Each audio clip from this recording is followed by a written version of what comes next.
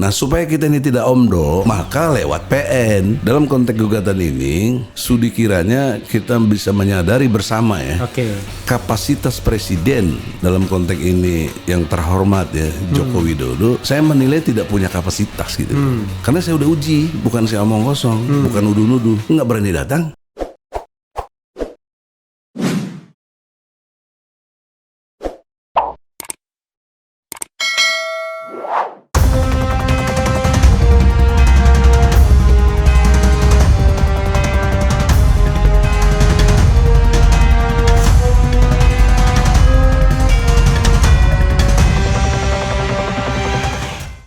Assalamualaikum warahmatullahi wabarakatuh. Waalaikumsalam. Sobat RH sekalian, jumpa lagi di channel yang keren ini, keren cadas ya.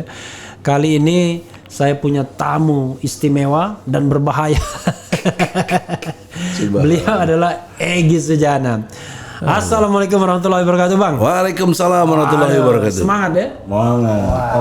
Allahu Akbar ya. Jujur, benar dan adil. Kenapa Abang Jubedil ya. Kenapa Abang tidak mencalonkan diri sebagai hakim? Itu kan sifat-sifat hakim kan?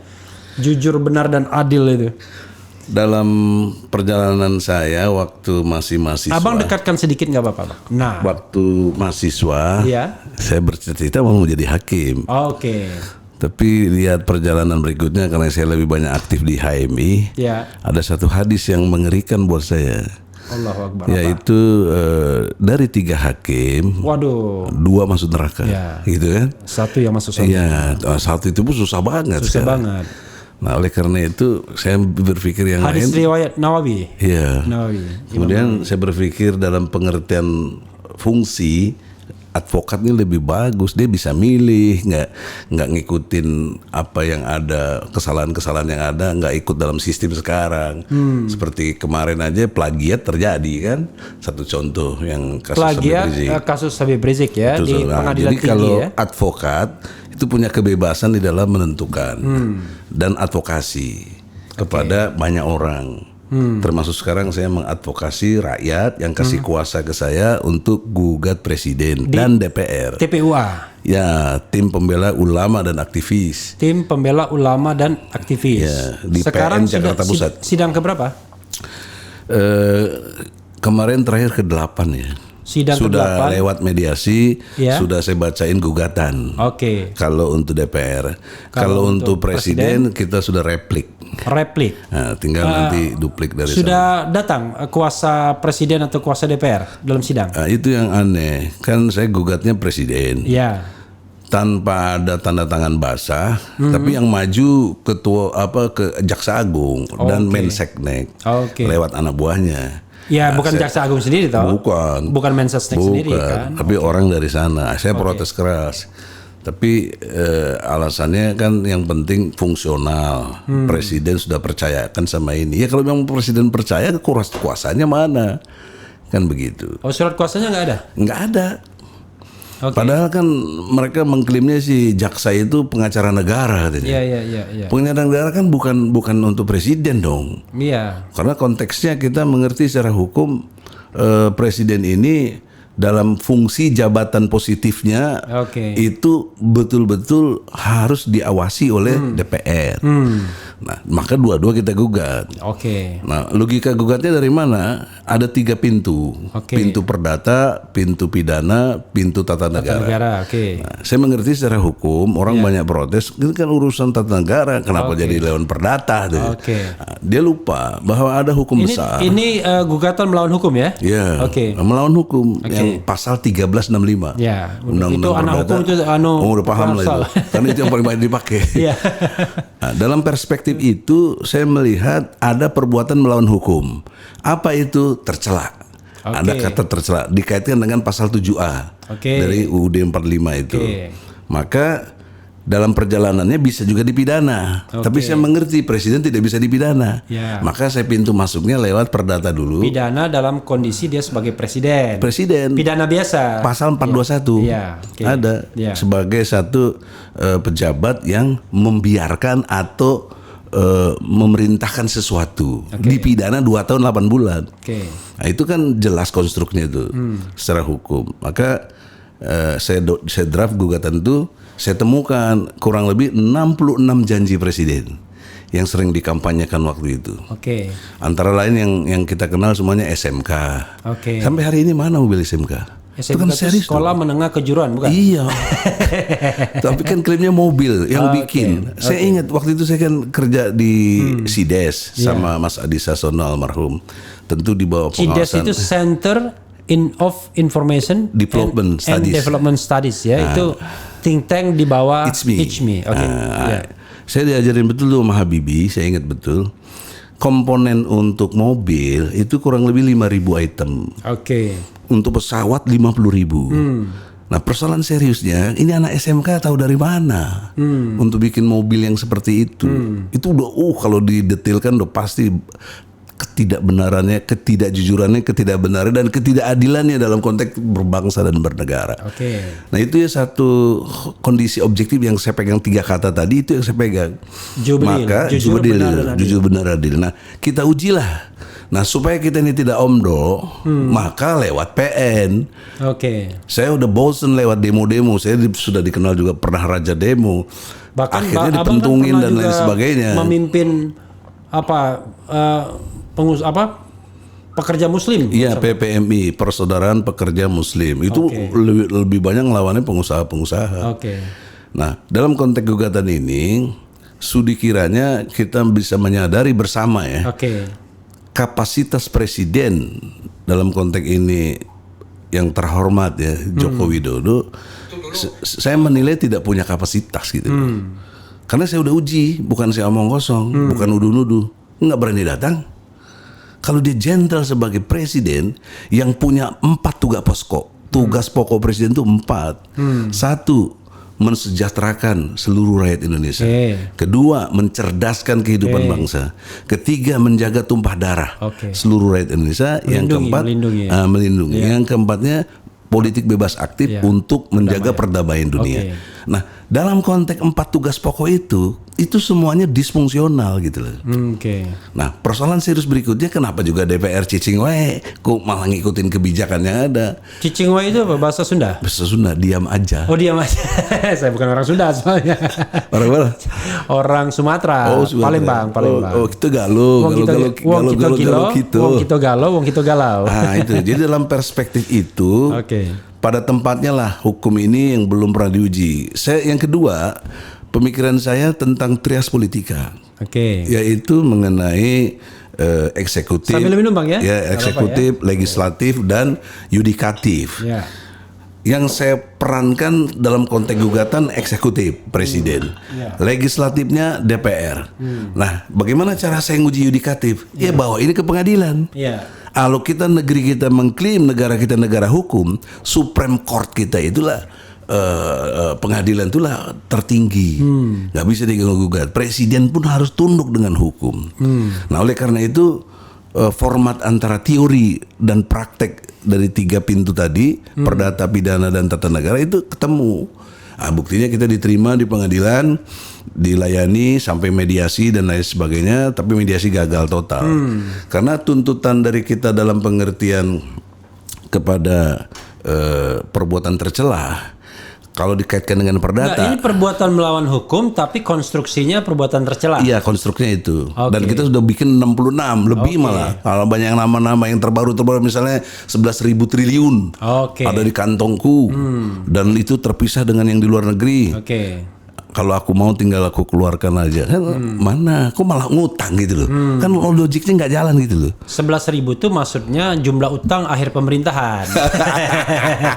Kalau menurut kata orang ahli ekonomi 10.000. Iya 10.000, tapi kan dia lebih dikit ya. Lebih dikit. Masya Allah. Lebih beban berat lagi buat lebih kita. Lebih optimis maksudnya itu. Lebih berat lagi karena yang bayar kita lewat pajak kan. Nah, jadi ketemu antara teori dan aplikasi ilmu hukum yang saya pelajari, yang saya mengerti. Jadi dengan bergulir seperti itu, teruji 3 lembaga ini. Legislatif, eksekutif, dan yudikatif. Dan semuanya, terutama eksekutif, legislatif, termasuk DPR pun tidak datang. Tapi satu bagusnya DPR, Puan Maharani tanda tangan. Oh, itu surat kuasa. Surat kuasa. Tapi yang datang itu anggota DPR atau staf? Biro hukum. Oh, biro hukum. Itu melecehkan juga saya bilang. Saya bilang, kalau perlu sewa lawyer yang paling top. Mari kita berdebat secara ilmu hukum. Karena Muldoko sama Luhut aja kan bisa sewa bela si Otto Hasibuan sama Junifer Girsang. Iya, ya kan? Kenapa presiden nggak bisa? Oke. Itu saya melihatnya bukan bisa nggak bisa, pelecehannya secara ilmu hukum. Kenapa? Karena presiden bersumpah pasal 9 UUD 45. Apa sumpahnya? Demi Allah sebagai presiden dan wakil presiden untuk menjalankan undang-undang sebaik-baiknya dan seluruh-seluruhnya demi nusa dan bangsa. Nah, persoalan seriusnya, peradilan itu kan satu tata cara mekanisme hukum. Kenapa dia nggak taati? Dari situ aja kita sudah bisa menilai secara objektif loh, ya, sistematis. Toleran saya itu di situ. Jangan kita ini justru toleran kepada ketidakbenaran. Toleran harus kepada kejujuran, kebenaran, dan keadilan itu sendiri. Tuntutan abang apa? Nah, maka saya minta mundur. Oh, mundur. Karena, kalau dia suruh ganti rugi, mana bisa ganti rugi? Oh, jadi penderitaan rakyat udah banyak jadi sekali. Gugatannya itu minta diputuskan mundur. Iya, kepada majelis hakim. Misalnya kalau majelis hakim, let's say misalnya bilang, ya gugatan dikabulkan. Ya, berhasil kita. Iya, kalau dikabulkan langsung mundur dia. Lah iya dong. Nggak perlu lagi proses politik lagi. Perlu kalau tata negaranya.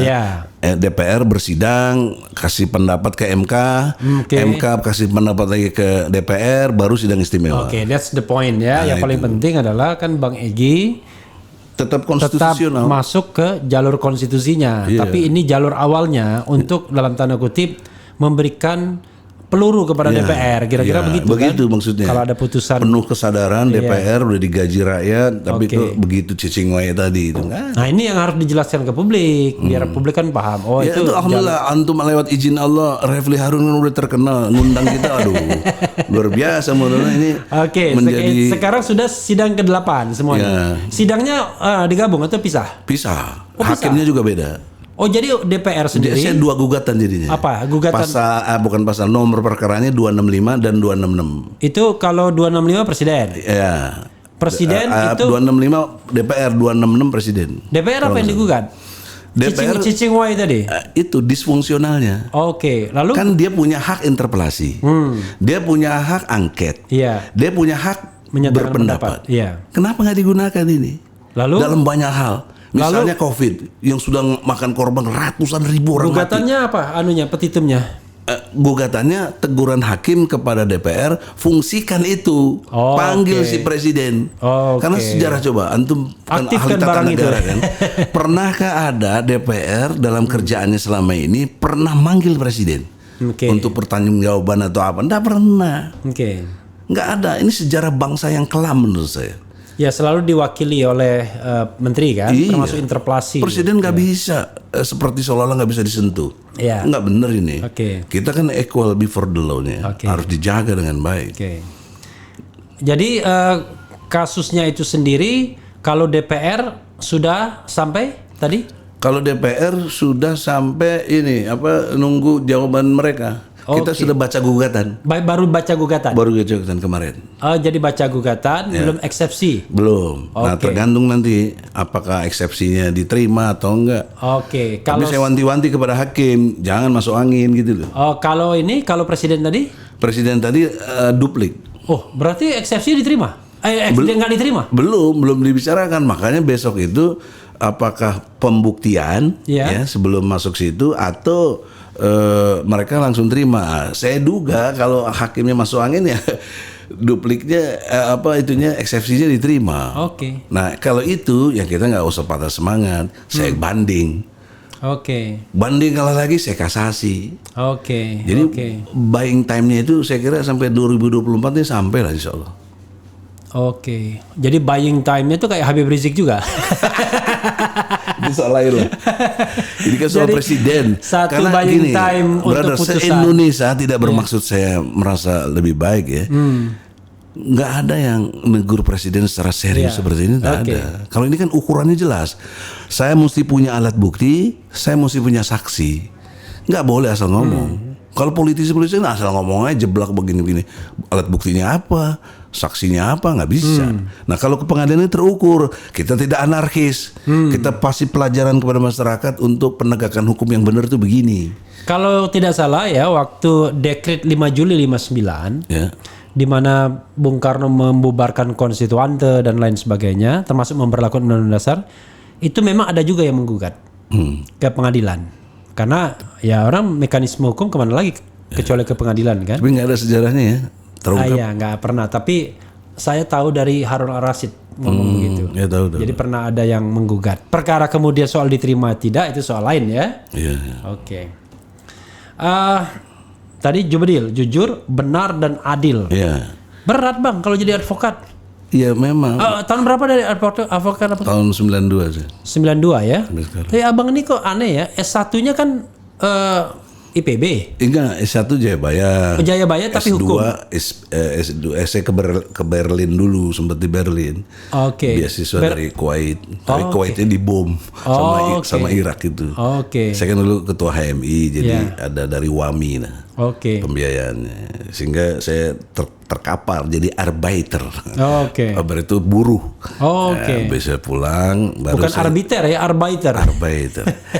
Arbiter lain lagi hukum. Arbiter lain itu S2-nya tahun 92 ya IPB. di IPB. S3-nya IPB lagi. Pengelolaan sumber daya alam. Oh, tapi berarti abang pakai ijazah S1-nya. Iya. Oke, sarjana hukumnya S1-nya. Iya. Oke, karena kalau nggak sarjana hukum nggak bisa jadi advokat. Iya, bisa dong. Jadi alpukat bisa. Iya, kita ngerti lah kode etik.